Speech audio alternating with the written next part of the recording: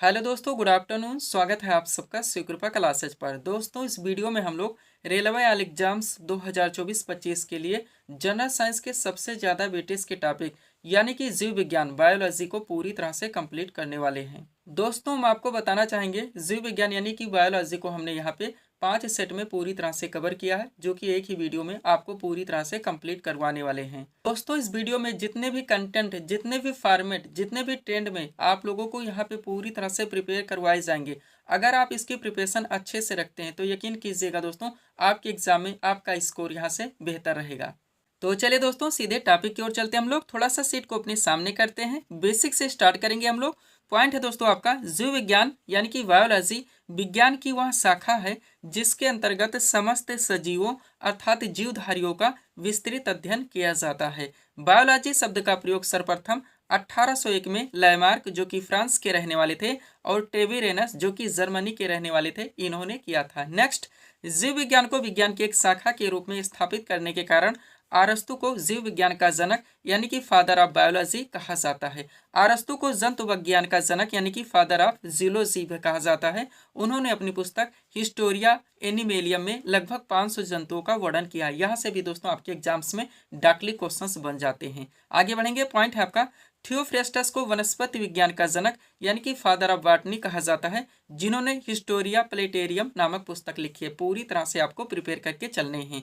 आगे बढ़ेंगे दोस्तों, अगला पॉइंट आपका आएगा जीव विज्ञान के जो प्रमुख जनक हैं, पूरी तरह से आप कंप्लीट करेंगे। देखिएगा दोस्तों, पहला पॉइंट है आपका, आधुनिक वर्गीकरण का पिता तो लिनियस को कहा जाता है। नेक्स्ट, आनुवंशिकी का जनक जॉन मेंडल को माना जाता है। नेक्स्ट, द्विनाम पद्धति का जनक तो लिनियस को माना जाता है। नेक्स्ट, हरित क्रांति का जनक डॉक्टर नॉर्मन बोरलॉग को माना जाता है। आगे बढ़ेंगे। पॉइंट है आपका, भारत में हरित क्रांति के जनक तो डॉक्टर एम.एस. स्वामीनाथन है। नेक्स्ट, श्वेत क्रांति का जनक डॉक्टर वर्गीस कुरियन को माना जाता है। नेक्स्ट, भारतीय पारिस्थितिकी का जनक रामदेव मिश्रा को माना जाता है। आगे बढ़ेंगे। पॉइंट है आपका, भारतीय जीवाश्म विज्ञान का जनक तो बीरबल साहनी को माना जाता है। नेक्स्ट, टीकाकरण का जनक एडवर्ड जेनर को माना जाता है, और जीवाणु विज्ञान का जनक दोस्तों ल्यूवेन हाक को माना जाता है। पूरी तरह से हर फैक्ट को आपको प्रिपेयर करके चलने हैं। आगे बढ़ेंगे दोस्तों, अगला पॉइंट आपका आएगा, जीव विज्ञान की शाखाएं यानी कि ब्रांचेस ऑफ बायोलॉजी।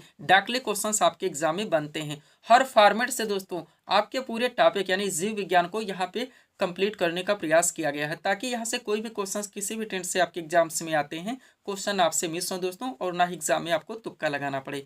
चलिएगा, देखिएगा दोस्तों, पहला पॉइंट है हमारा कोशिका विज्ञान यानी कि सेल बायोलॉजी। तो दोस्तों इसमें कोशिकाओं का बहुमुखी अध्ययन क्या आता है, दोनों ट्रेंड से आप लोग ध्यान रखेंगे। डाकली क्वेश्चंस भी बन जाते हैं कि कोशिकाओं का बहुमुखी अध्ययन विज्ञान की किस शाखा के अंतर्गत क्या आता है, तो कोशिका विज्ञान यानी कि सेल बायोलॉजी के अंतर्गत क्या आता है। नेक्स्ट, आकारिकी की बात की जाए दोस्तों, यानी आकारिकी विज्ञान मार्फोलॉजी की, तो इसमें जीवों की आकृति एवं संरचना का अध्ययन किया जाता है।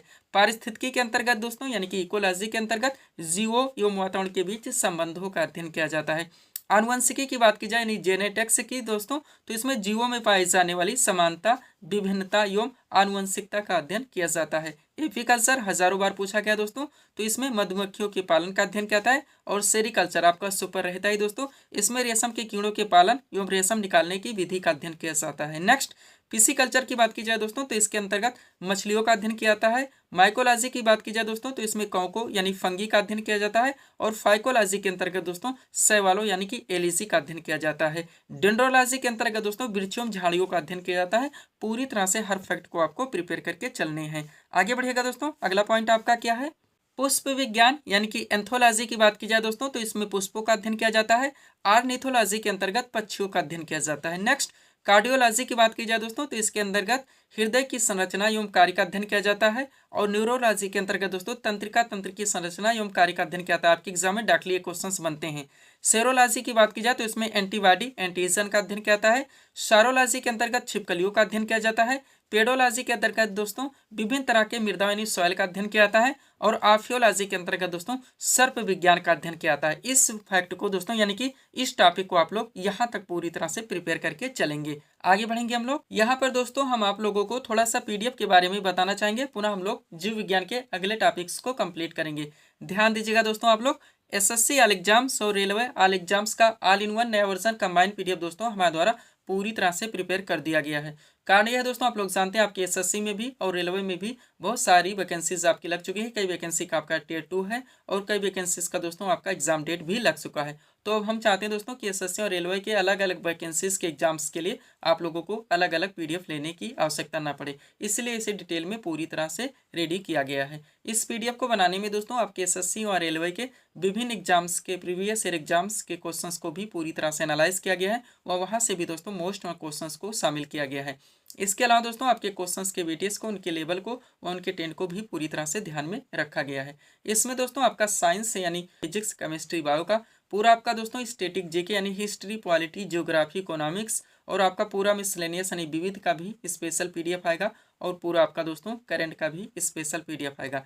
वैकेंसीज की बात की जाए दोस्तों तो आप लोग जानते हैं एसएससी सीजीएल टियर 1 आपका समाप्त हो चुका है, टियर 2 की तैयारी है, एमटीएस आपका समाप्त हो चुका है, जीडी आपकी लग चुकी है, आरपीएफ कांस्टेबल और एसआई एग्जाम 2024 जिसका दोस्तों आपका जीके, जीएस, मिसलेनियस और करंट में पूरे 50 क्वेश्चंस का वेटेज है।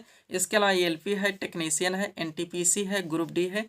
इनमें से किसी भी वैकेंसीज में अच्छी फाइट के लिए आप इस पीडीएफ को परचेस कर सकते हैं। मात्र दोस्तों 100 रुपीज़ इसकी पेड फीस रखी गई है।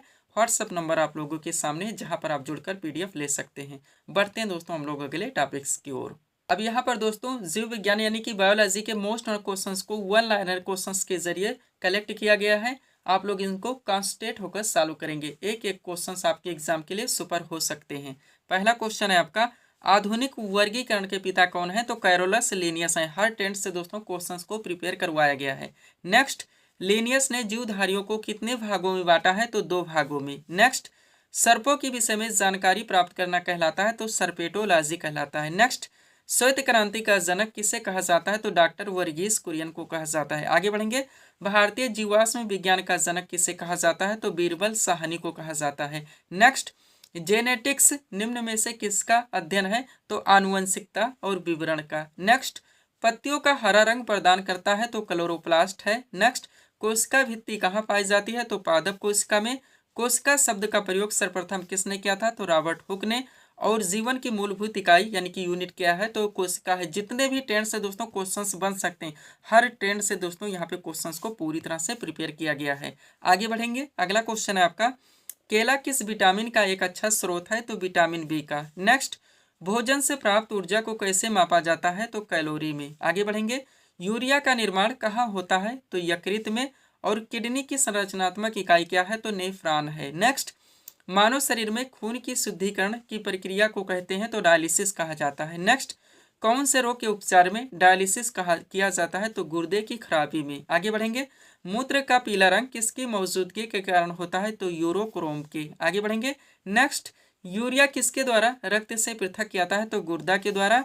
और डायलिसिस किससे संबंधित है? तो ये वृक्क से है, ध्यान रखेंगे आप लोग। आगे बढ़ते हैं, अगला क्वेश्चन आपका क्या दोस्तों, हमारे पेशियों में किस अम्ल के कारण पीड़ा होती है? तो लैक्टिक अम्ल के कारण। नेक्स्ट, मानव शरीर में सबसे लंबी हड्डी कहाँ पाई जाती है? तो जांघ में। नेक्स्ट, मानव शरीर में सबसे छोटी हड्डी कौन सी है? तो स्टेपीज है। नेक्स्ट, हमारे शरीर की लघुत्तम हड्डी कहाँ पाई जाती है? तो कान में पाई जाती है। जो भी टॉपिक्स दोस्तों उठाए गए इसमें, उनको हर टेंस से वहीं पे पूरी तरह से प्रिपेयर कर दिया गया। हम आपको बताना चाहेंगे दोस्तों, फिजिक्स, केमिस्ट्री ऑलरेडी दोस्तों हम आपको पूरी तरह से प्रिपेयर करवा चुके हैं। यहाँ पे दोस्तों जीव विज्ञान यानी कि बायोलॉजी को एक ही वीडियो में आप लोगों को पूरी तरह से प्रिपेयर करवाने वाले हैं। आगे बढ़िएगा, अगला क्वेश्चन है आपका, मानव की खोपड़ी में कुल कितनी अस्थियां होती हैं? तो 22। कितनी? 22। नेक्स्ट, मानव के शरीर में पसलियों के कितने जोड़े होते हैं? तो 12। आगे बढ़ेंगे, मानव शरीर की सर्वाधिक प्रबल अस्थि होती है? तो जबड़े में होती है। और मानव शरीर में सबसे बड़ी हड्डी कौन सी है? तो जांघ की हड्डी है। नेक्स्ट, टिबिया नामक हड्डी किसमें पाई जाती है? हजारों बार पूछा गया है, तो टांग में। और दोस्तों मानव शरीर की सबसे लंबी हड्डी कौन सी है? तो फीमर है। पूरी तरह से आप प्रिपेयर रहेंगे।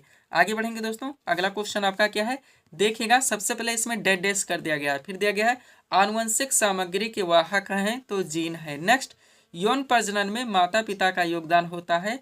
तो अपने जीन का आधा हिस्सा। नेक्स्ट, गुणसूत्र किससे संबंधित हैं? तो आनुवंशिक लक्षणों के संचारण से। नेक्स्ट, एक सामान्य मानव शरीर कोशिका में क्रोमोसोम होती है? तो 46 होती है। और बच्चे का लिंग किससे निर्धारित होता है? गुणसूत्र से। नेक्स्ट, मानव शरीर की कोशिकाओं में डैश डैश कर दिए गए पाए जाते हैं? तो 23 जोड़े गुणसूत्र पाए जाते हैं, यानी टोटल की बात की जाए तो 46। नेक्स्ट, डैश कर दिया गया है आनुवंशिक गुणों के वाहक हैं तो डीएनए है, इसका फुल फॉर्म ही ध्यान रखिए, डीऑक्सीराइबो न्यूक्लिक अम्ल होता है। नेक्स्ट, आनुवंशिकता के नियम किसने प्रतिपादित किए थे? तो ग्रेगर मेंडल ने। मोस्ट क्वेश्चन आपके एग्जाम के लिए।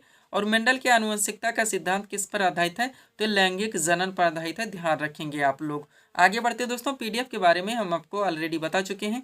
एसएससी ऑल एग्जाम्स और रेलवे ऑल एग्जाम्स का नया all in one combined PDF दोस्तों हमारे द्वारा पूरी तरह से प्रिपेयर कर दिया गया है। इसमें पूरा आपका साइंस का स्पेशल पीडीएफ शामिल है, यानी फिजिक्स केमिस्ट्री बायो का पूरा आपका दोस्तों स्टैटिक जीके यानी हिस्ट्री पॉलिटी ज्योग्राफी इकोनॉमिक्स और आपका पूरा मिसलेनियस जो कि आपके एग्जाम में पूरी तरह से ट्रेंड में रहता है, इसका स्पेशल पीडीएफ शामिल है। और पूरा दोस्तों आपका करंट का भी स्पेशल पीडीएफ शामिल है।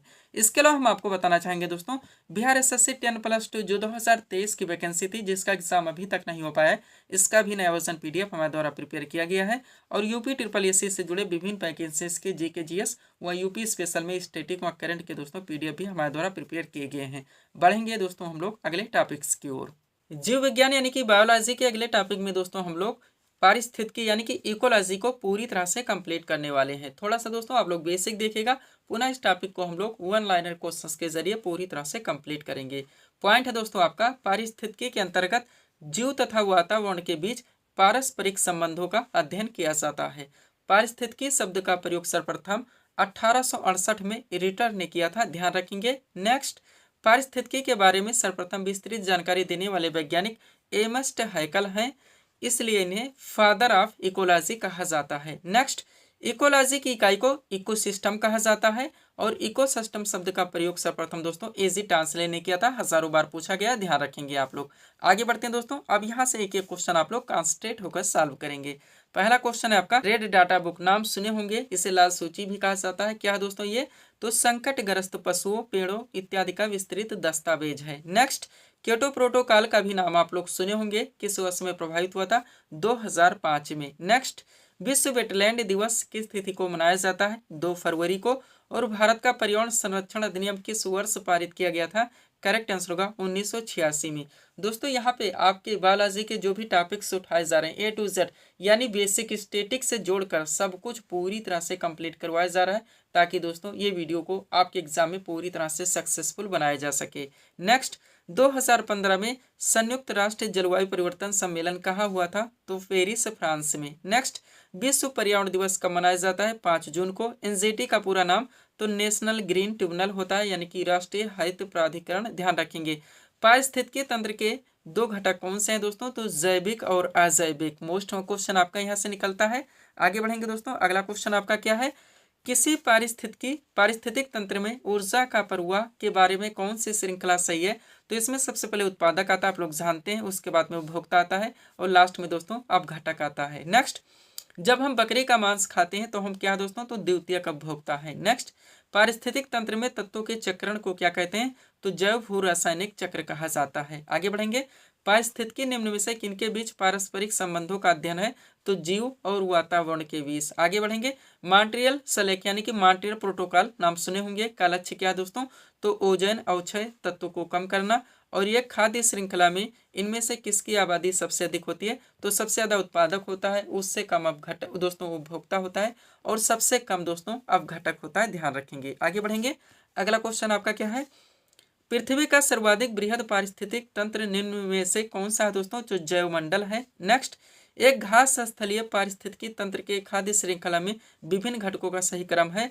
तो सबसे पहले घास आएगा ही, क्योंकि घास का बताना है, इसको खाने वाला, इसके बाद में टिड्डा आएगा और टिड्डा को खाने वाला दोस्तों मेढक आएगा और लास्ट में सर्प आएगा। आप लोग जानते हैं फूड चयन की प्रक्रिया ऐसे ही चलती रहती है। आगे बढ़ेंगे, सौर ऊर्जा यानी कि सोलर एनर्जी निम्न में से किससे प्राप्त होती है? तो सूर्य से। नेक्स्ट, पृथ्वी के चारों ओर गैसों के समूह को क्या कहते हैं? तो वायुमंडल कहा जाता है।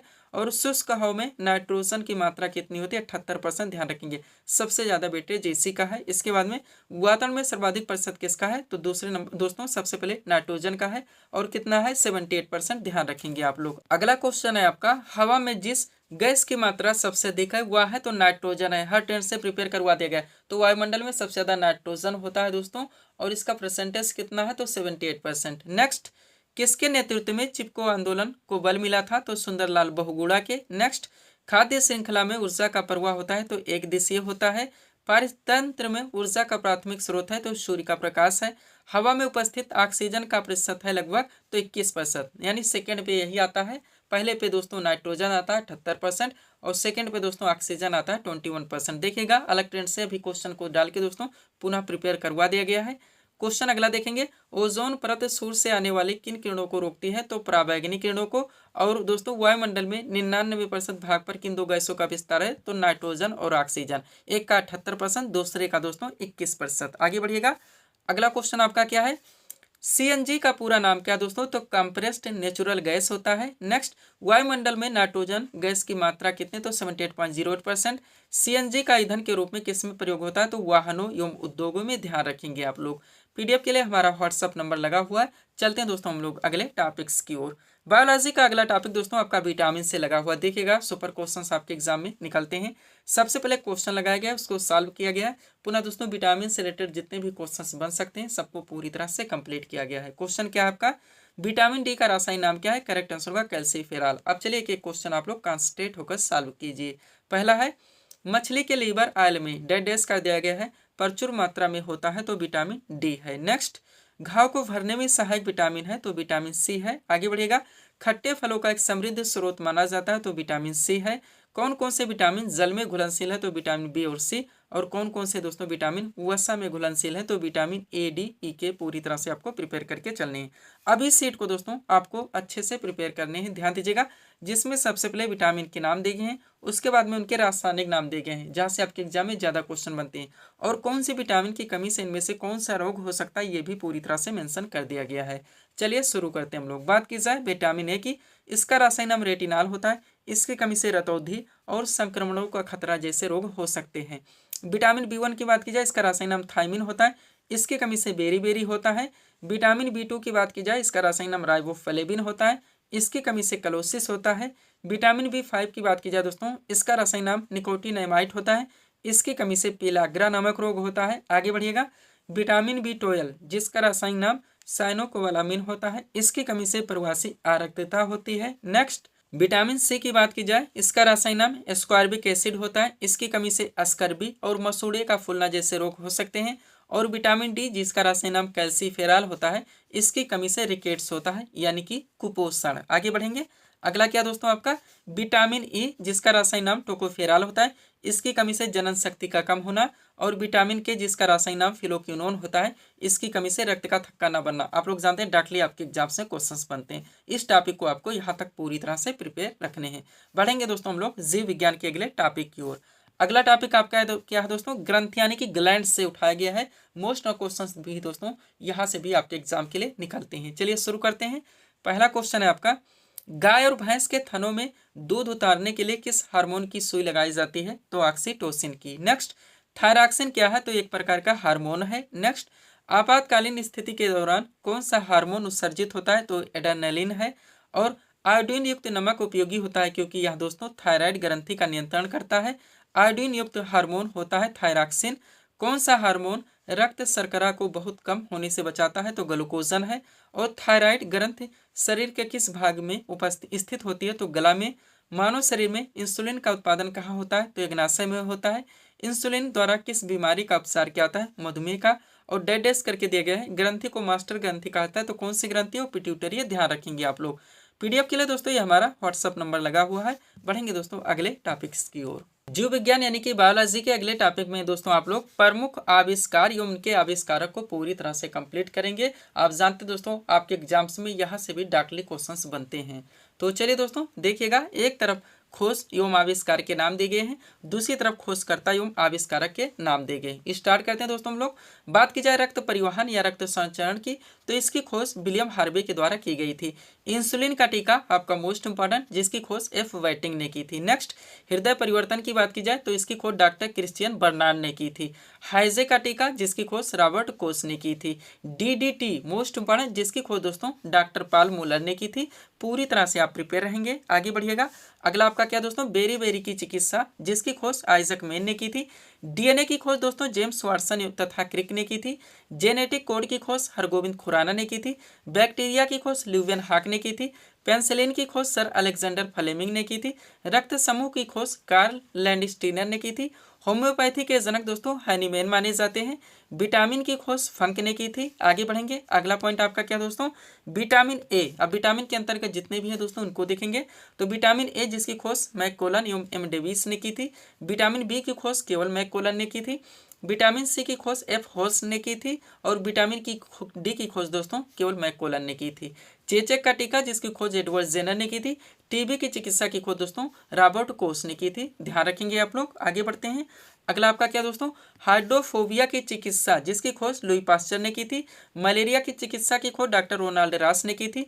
पोलियो ड्रॉप की खोज एल्बर्ट सोबिन ने की थी। पोलियो टोक्या की खोज जानी साल्क ने की थी। किडनी मशीन की खोज कोल्फ ने की थी। स्ट्रेप्टोमाइसिन की खोज सेल्मन तथा वॉक्समैन ने की थी। आगे बढ़ेंगे, विषाणु की खोज इवोनोस्की ने की थी। टेरामाइसिन की खोज दोस्तों फिल ने की थी। ध्यान रखेंगे आप लोग। आगे बढ़ते हैं, अगला हमारा क्या दोस्तों, बीसीजी का टीका मोस्ट इंपॉर्टेंट जिसकी खोज ग्यूरिन कालमेट ने की थी। टाइफाइड के जीवाणु की खोज रोबर्थ ने की थी। कैंसर के जीन की खोज रॉबर्ट बिनवर्ग ने की थी। और ओपन हार्ट सर्जरी की खोज वाल्टन लिलेहल ने की थी। इस टॉपिक को आप लोग यहाँ तक पूरी तरह से प्रिपेयर रखेंगे। पीडीएफ के लिए दोस्तों ये हमारा व्हाट्सअप नंबर लगा हुआ है। बढ़ते हैं दोस्तों हम लोग जीव विज्ञान के अगले टॉपिक की ओर। जीव विज्ञान का अगला टॉपिक दोस्तों आपके सामने है, देखेंगे आप लोग। यहाँ पे आपका टॉपिक रखा गया दोस्तों विषाणुओं द्वारा होने वाले प्रमुख रोग एवं प्रभावित अंग। ध्यान दीजिएगा, यहाँ पे दोस्तों हम आपको 4 टॉपिक एक साथ पूरी तरह से कंप्लीट करवाने वाले हैं। 3 ट्रेंड से यहाँ से क्वेश्चंस पूछे जाते हैं। सबसे पहले विभिन्न रोगों के नाम दिए जाते हैं, आपको बताने होते हैं इनमें से कौन सा दोस्तों विषाणुओं द्वारा होने वाले रोग हैं, कौन से जीवाणुओं द्वारा होने हैं, कौन से परजीवियों के द्वारा होने वाले रोग हैं।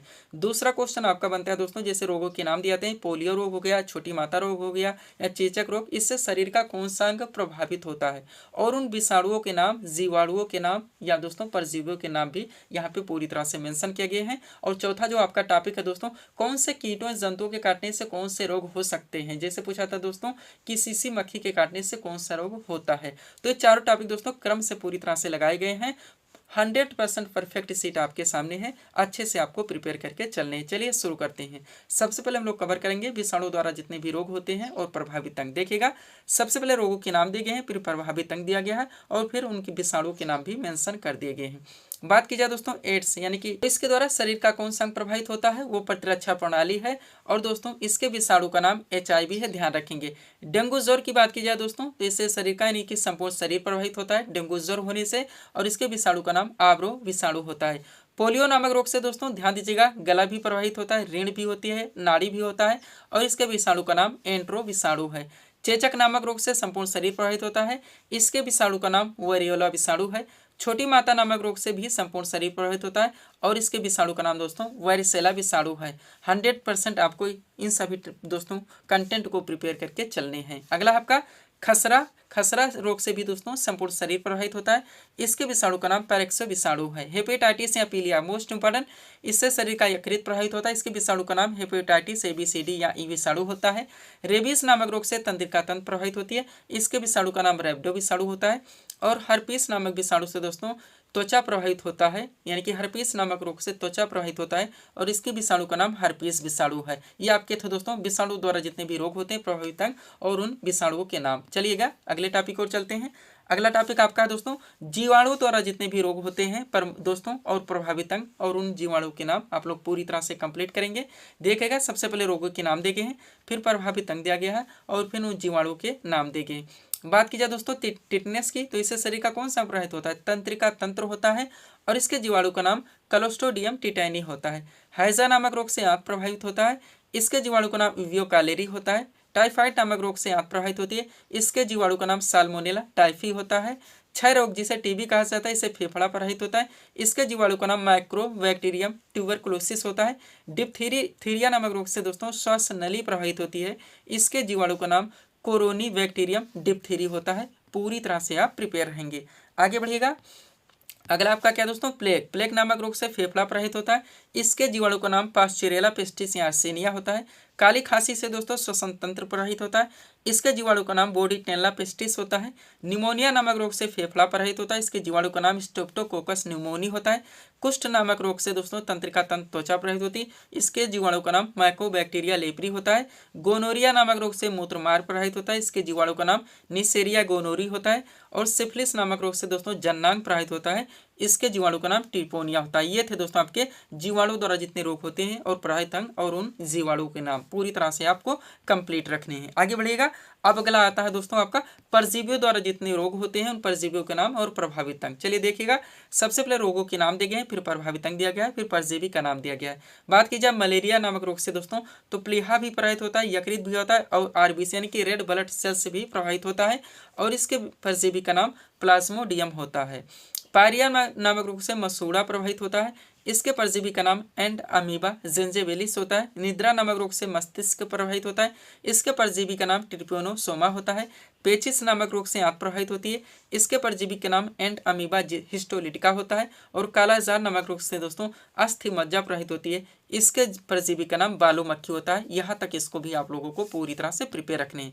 चौथा टॉपिक दोस्तों आप लोग पूरी तरह से कंप्लीट करेंगे, आपके सामने है। क्या है दोस्तों, रोग फैलाने वाले कीट। आपके एग्जाम में डाकले क्वेश्चंस बनते हैं, 100% सब कुछ पूरी तरह से प्रिपेयर है। एक तरफ कीटों के नाम देंगे, दूसरी तरफ रोगों के नाम। बात की जाए घरेलू मक्खी तो इसके काटने से कौन कौन से रोग होते हैं। हैजा भी होता है, अतिसार भी होता है, कुष्ठ रोग भी होता है, टीबी भी होता है, टाइफाइड भी होता है, दस्त भी होता है। ध्यान रखेंगे। मच्छर के काटने से मलेरिया होता है, डेंगू होता है, फिलपाव होता है। चूहा के काटने से प्लेग होता है। सीसी मक्खी के काटने से निद्रा रोग होता है। सैंड ब्लाउ जिसे दोस्तों सैंड फ्लाई जिसे बालू मक्खी भी कहा था, इसके काटने से कालाजार नामक रोग होता है। ध्यान रखेंगे आप लोग। आगे बढ़ते हैं।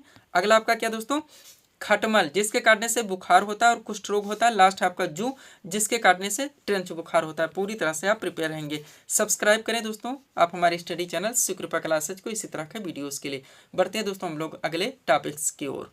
जीव विज्ञान यानी कि बायोलॉजी की दोस्तों अगली सीट आपके सामने, जहां पे बायोलॉजी के मोस्ट क्वेश्चंस का कलेक्शन किया गया है। आप लोग इनको कॉन्सेंट्रेट होकर सॉल्व करेंगे। एक एक क्वेश्चंस आपके एग्जाम के लिए पूरी तरह से सुपर हो सकते हैं। चलिएगा पहले क्वेश्चन की ओर। क्या है दोस्तों, पसीने वाली ग्रंथियां मानव शरीर के किस अंग में मौजूद होती हैं, तो यकृत में। नेक्स्ट, मानव शरीर में नमक की मात्रा कितनी होती है, तो 0.4%। नेक्स्ट, रक्तहीन सर्जरी किसके माध्यम से की जाती है, तो लेजर के माध्यम से। और जैव प्रौद्योगिकी यानी कि बायोटेक्नोलॉजी का तात्पर्य क्या है, तो औद्योगिक प्रक्रियाओं में सजीवों का उपयोग। नेक्स्ट, किसने सर्वप्रथम पेसमेकर का आविष्कार किया था, तो क्रिश्चियन बर्नार्ड ने। और पोलियो का पहला प्रभावी टीका किसने बनाया था, जोनासी साल्क ने। ध्यान रखेंगे। नेक्स्ट, खारे पानी में पैदा होने वाले पौधे कहलाते हैं हेलोफाइट। नेक्स्ट, दुनिया का पहला मानव हृदय प्रत्यारोपण किसने किया था, क्रिश्चियन बर्नार्ड ने। नेक्स्ट, पाचन के अंत में जारी ऊर्जा का रूप कौन सा होता है, तो रासायनिक ऊर्जा। नेक्स्ट, दूध से दही बनाने का काम कौन करता है, तो जीवाणु। और पेड़ की आयु का निर्धारण होता है वार्षिक वलय की संख्या से। वह कोशिका का ऊर्जा गृह किसे कहा जाता है, तो माइटोकॉन्ड्रिया को कहा जाता है। ध्यान देंगे आप लोग। आगे बढ़ते हैं। अगला क्वेश्चन आपका क्या दोस्तों, कोशिका में प्रोटीन का निर्माण का सक्रिय स्थल है दोस्तों, तो राइबोसोम है। नेक्स्ट, कोशिका की आत्महत्या की थैली कहलाता है, वो लाइसोसोम है। कोशिका में पाया जाने वाला आनुवंशिक पदार्थ है डीएनए। और डीएनए का द्विकुंडल प्रारूप किसने दिया था, तो वाटसन एवं क्रिक ने। नेक्स्ट, मनुष्य में किस क्रोमोसोम के मिलने से दोस्तों पुत्र का जन्म होता है, तो पुरुष का वाई एवं स्त्री का एक्स। नेक्स्ट, जीन का सर्वप्रथम कृत्रिम संश्लेषण किसने किया था, हरगोविंद खुराना ने। उत्परिवर्तन के सिद्धांत के प्रतिपादक थे ह्यूगो डी व्रीज। और प्राकृतिक चयन का सिद्धांत किसने दिया था, चार्ल्स डार्विन ने। नेक्स्ट, डीएनए का प्रमुख कार्य क्या है, आनुवंशिक क्रियाओं का संचालन करना। हीमोफीलिया रोग से ग्रसित व्यक्ति में डेड डेस कर दिया गया है, क्या होता है, तो खून का बहना बंद नहीं होता है। और डॉल्फिन दोस्तों किस वर्ग का उदाहरण है, तो स्तनधारी है। और रक्त किस प्रकार का ऊतक है, तो रक्त एक तरल संयोजी ऊतक है। ध्यान रखेंगे आप लोग। आगे बढ़ते हैं। अगला क्वेश्चन आपका क्या दोस्तों, आलू में मोजेक रोग यानी कि मोजेक डिसीज का कारक तत्व है, तो विषाणु है। नेक्स्ट, वृक्षों की छालों पर उगने वाले कौक कहलाते हैं कार्टिकोल्स। गोबर पर उगने वाले कौक कहलाते हैं कोप्रोफिलस। नेक्स्ट, लाइकन सूचक होते हैं वायु प्रदूषण के। और खाद्य ऊर्जा को हम किस इकाई में माप सकते हैं, तो कैलोरी में, जानते होंगे आप लोग। नेक्स्ट, दूरबीन का आविष्कार किसने किया था, गैलीलियो ने। मानव शरीर में पाचन क्रिया कहाँ से प्रारंभ होती है, तो मुख से। और पेसमेकर का संबंध किससे, हृदय से। और पेसमेकर का कार्य क्या है दोस्तों, तो दिल की धड़कन प्रारंभ करना। नेक्स्ट, रक्त का शुद्धिकरण कहाँ पर होता है, तो किडनी में होता है। मानव शरीर में खून के शुद्धिकरण की प्रक्रिया को क्या कहते हैं? डायलिसिस कहा जाता है। पाचन क्रिया में प्रोटीन किस पदार्थ में बदल जाते हैं? इम्यूनो अम्ल में। और पित्त किसके द्वारा पैदा किया जाता है? तो यकृत के द्वारा किया जाता है, ध्यान रखेंगे आप लोग। आगे बढ़ते हैं। अगला क्वेश्चन आपका क्या दोस्तों? शरीर में हीमोग्लोबिन का कार्य क्या है? तो ऑक्सीजन का परिवहन करना। नेक्स्ट, लाल रक्त कणिकाएं यानी कि आरबीसी कहाँ उत्पन्न होते हैं? अस्थिमज्जा में। मानव शरीर की किस ग्रंथि को मास्टर ग्रंथि कहते हैं? तो पीयूष ग्रंथि को। और वृद्धावस्था में मनुष्य की हड्डियां क्यों कमजोर हो जाती हैं? तो कैल्शियम की कमी से। नेक्स्ट, पालक के पत्तों में किसकी मात्रा सबसे अधिक होती है? आयरन की। हाइड्रोफोबिया रोग उत्पन्न होते हैं विषाणु द्वारा। आलू में मोजेक रोग का कारक तत्व है तो भी विषाणु। और फाइकोलॉजी में किसका अध्ययन क्या होता है? शैवाल का। नेक्स्ट, फूलों के संवर्धन के विज्ञान को क्या कहते हैं? फ्लोरिकल्चर कहता है। डेंड्रोलॉजी का संबंध किससे? झाड़ियों के अध्ययन से। पोडोलॉजी में किसका अध्ययन क्या होता है? भूमि का। नाशपाती यानी पेड़ का कौन सा भाग खाता है? गुद्देदार पुष्पासन है। और किस पौधे में बीज होता है लेकिन फल नहीं? तो साइकस है। वो मानव शरीर की सबसे बड़ी और मजबूत हड्डी कौन सी है? तो फीमर है, ध्यान रखेंगे आप लोग। आगे बढ़ते हैं। अगला क्वेश्चन आपका क्या दोस्तों? प्रकाश संश्लेषण के लिए आवश्यक गैस कौन सी है? तो कार्बन डाइऑक्साइड है। नेक्स्ट, सूर्य के प्रकाश से कौन सा विटामिन प्राप्त होता है? विटामिन डी है। अदरक का कौन सा हिस्सा खाया जाता है? तना है। दौड़ लगाते समय मनुष्य के रक्तचाप पर क्या प्रभाव पड़ता है? तो रक्तचाप बढ़ जाता है। संपूर्ण जेनेटिक कोड का पता किसने लगाया? हरगोविंद खुराना ने। डीएनए का डबल हेलिक्स मॉडल किसने दिया? वाटसन ने। तारपीन का तेल प्राप्त किया जाता है? चीड़ से। टिक्का रोग किस फसल से संबंधित है? मूंगफली से। धान में खैरा रोग किसके कारण होता है? जस्ता की कमी के कारण। और लार किसके पाचन में सहायक होती है? स्टार्च के, ध्यान रखेंगे। पीडीएफ के लिए हमारा व्हाट्सअप नंबर लगा हुआ है। बढ़ेंगे दोस्तों हम लोग अगले क्वेश्चंस की ओर। अगला क्वेश्चन देखिएगा आप लोग, क्या है?